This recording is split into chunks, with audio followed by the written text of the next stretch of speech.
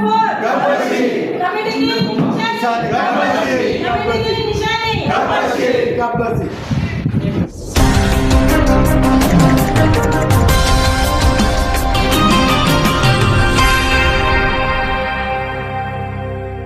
नमस्ते, मैं समीर शेख हाजिर हूं आपके साथ हंगामा न्यूज पर।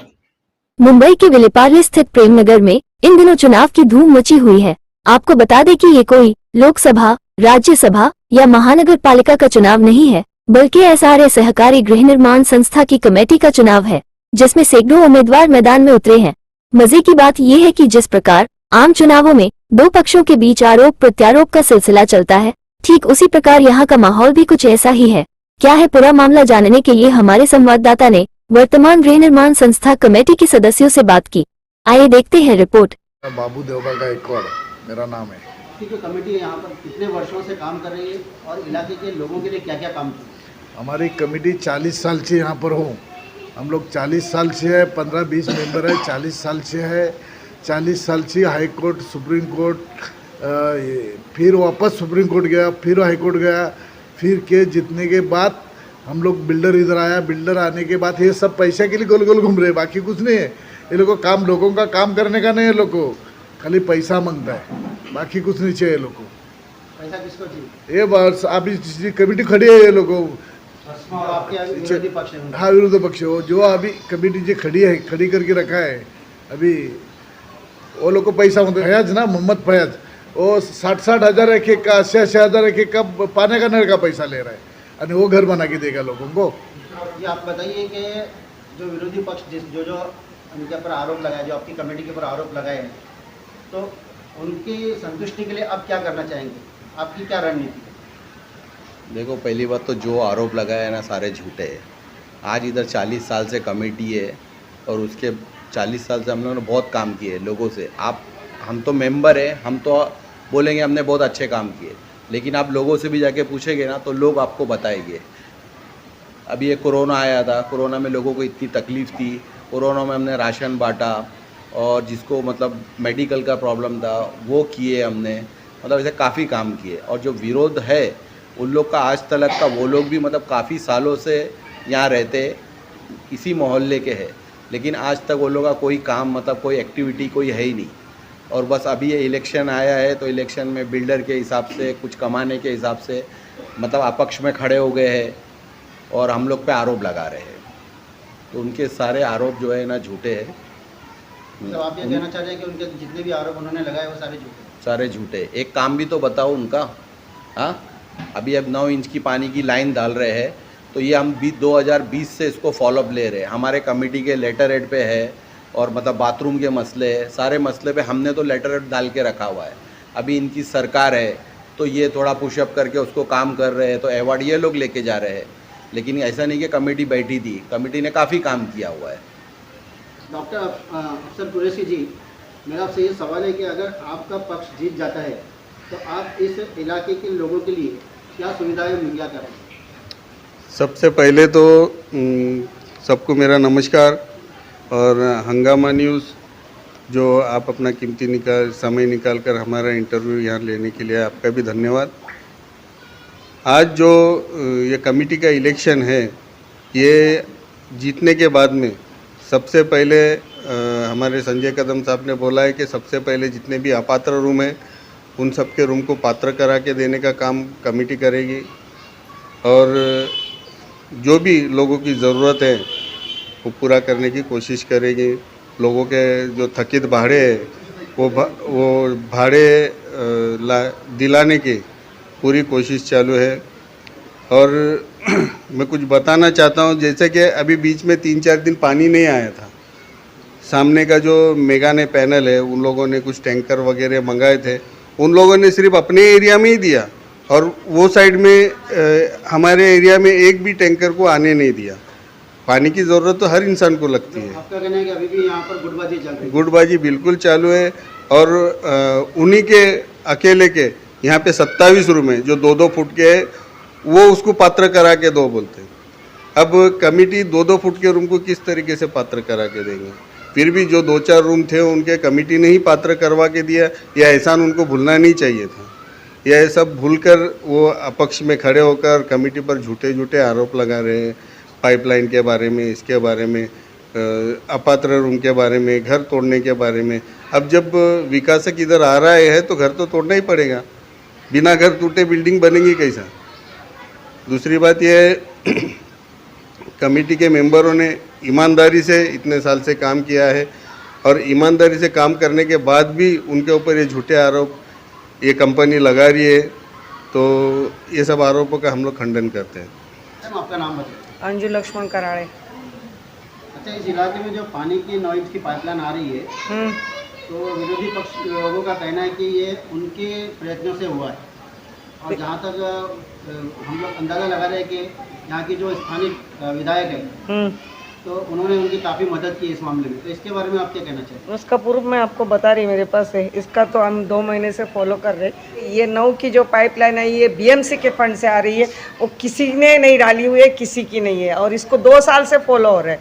इसमें हर पार्टी ने, हर प्रवक्ता ने इसके अंदर मतलब ये किया। मेरे पास इसका पूरा वीडियो है। हमने खुद हंडा मोर्चा निकाला था इसके लिए, हम पूरी पब्लिक यहाँ की, सभानगर की और यहाँ के सब लोगों ने।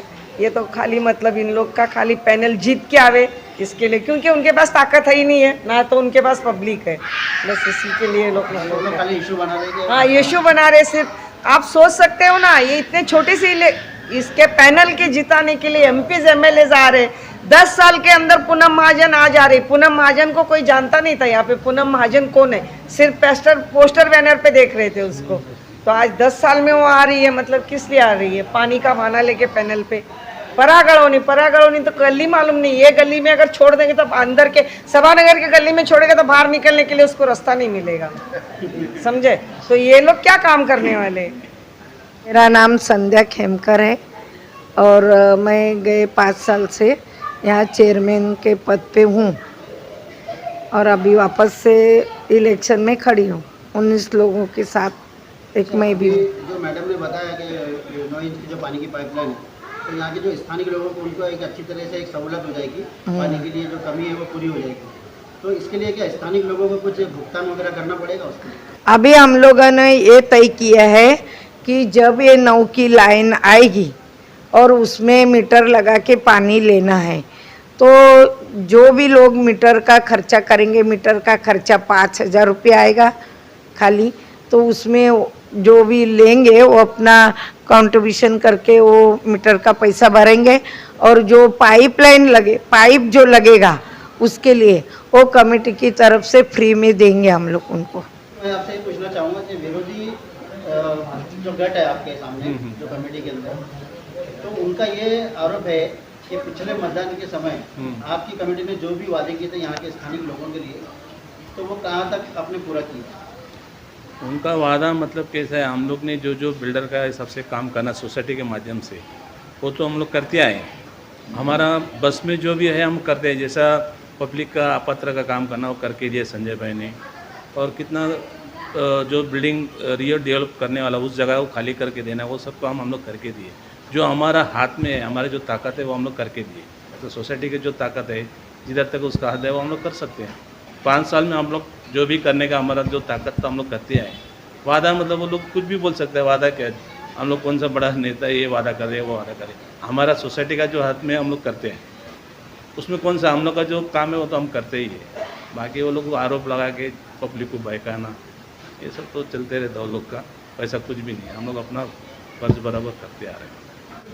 तो बेटा मैं आपसे पूछना चाहूँगा, जो विपक्षी गट है आपके अपोजिट में, तो वो जो आपकी जो कमेटी के ऊपर आरोप लगा रहे, वो कहाँ तक सच आप उसको मानिए? जय महाराष्ट्र, मेरा नाम अश्विनी सालवे है। अभी ये जो प्रोजेक्ट चालू होके मुझे लगता है 10 से 12 साल हुआ है, और जैसे प्रोजेक्ट चालू हुआ काम बहुत फास्ट चालू हुआ। आप देख सकते हो बिल्डिंग भी आज मतलब उसका बेसमेंट पूरा रेडी हो गया है। वो काम बिल्डर के वजह से रुका था। और रही आरोप की बात, उनसे ज़्यादा बड़ी लिस्ट आरोप लगाने के लिए हमारे पास है, उनसे बहुत बड़ी लिस्ट है। एक तो पहली बात तो वो पॉलिटिकली कनेक्टेड है। जब वो मुख्यमंत्री के साथ बैठे थे, पॉलिटिकली कनेक्टेड है प्रेमनगर के मतलब डिस्कशन के लिए, उस टाइम पे उनके फैमिली मेंबर उधर बैठे थे। यहाँ का इस वार्ड का एक भी शाखा प्रमुख उनके पास नहीं था, या फिर ये पुरानी कमेटी का एक भी बंदा उनके साथ बैठा हुआ नहीं था, क्योंकि प्रेमनगर का टॉपिक था। तो इधर के कमेटी का एटलीस्ट चेयरमैन उनके साथ होना चाहिए था। जब तुम प्रेमनगर की भलाई सोच रहे हो तो तुम्हारे पास इधर का चेयरमैन ही नहीं है, उधर तो तुम क्या जवाब मांगोगे, किससे मांगोगे, है ना। और रही दूसरी बात, उनके खुद के 32 घर है, वो 32 घर उनको पात्र कराना है, इसलिए उन्होंने पैनल खड़ा किया है। वो पहले अपनी भलाई देख रहे, पब्लिक की नहीं। मतलब इसके जरिए आप ये चाह रहे हैं, आप सामने वाले के ऊपर, अपोजिशन के ऊपर आप आरोप लगा रही है सीधे सीधे। हाँ, सीधे सीधे वो अभी सामने भी खड़े रहेंगे तो हम बोलने रेडी है कि तुम अगर विरोधी पक्ष में, अभी तो उनकी सरकार है, हाँ, और एक तो उस पैनल में 4 लोग हैं जो उनके ही घर के, 19 में से 4 लोग उनके ही घर के।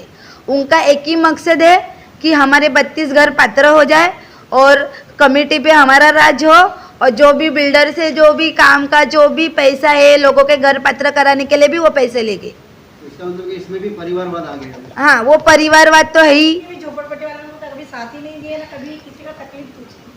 और रही कमेटी में आते भी थे तो हमारी तकलीफ को सुनते भी थे और उसको जहाँ तक हो सकता था वो करने की कोशिश भी करते थे। उनके बस में जितनी होती थी वो करते थे।